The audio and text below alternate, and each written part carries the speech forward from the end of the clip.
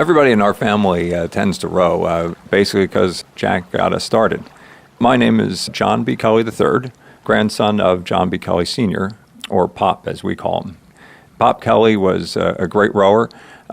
He fell in love with the sport growing up in East Falls. It's just a mile upstream from here. Kelly was born in Philadelphia in 1889 to Irish immigrants. My name is Clete Graham, and I'm the Commodore of the Schuylkill Navy of Philadelphia. By 1916, Kelly was a national champion and the best sculler in the United States, with an unbeaten streak of 126 races. It's unheard of. This piece shows John Kelly at the age of 31 in 1920, and it sits at a point at the end of the rowing run. So it's meant to really hover above the river as an iconic image that the rowers would see. My name is Linda Bantel. I'm an art historian and former director of the Pennsylvania Academy of the Fine Arts Museum. Harry Rosin created the rower in 1965. Kelly had a square jaw, he was muscular, he's a bricklayer, so all of that comes out in the piece. Pop Kelly applied to the Henley Royal Regatta in England in 1920. Henley is like Wimbledon in our sport. It is the premier event in sculling, which is rowing with 2 oars per person.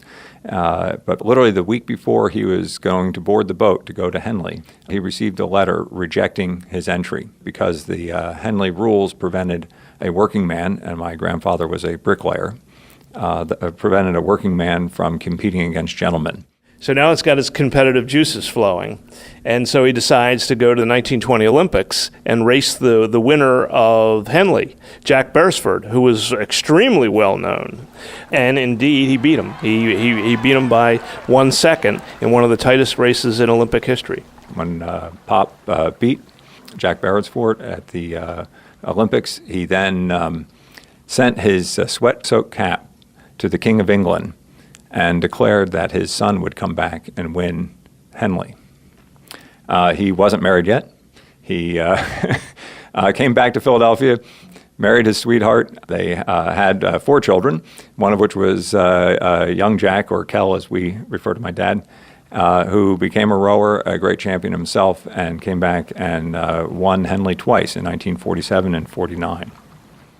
This piece was based on a photograph. So that's one reason it's so static. It shows him posed in the Olympics with what he's wearing, which is the standard tank top t-shirt, rolled socks. It is an over life-size piece, so it's meant to be both commemorative and inspirational. Pop Kelly became a civic leader in Philadelphia. Kelly was also the father of the famous actress Grace Kelly. Kelly died in 1960, but his memory just lives on and is cherished by rowing fans everywhere, especially in Philadelphia.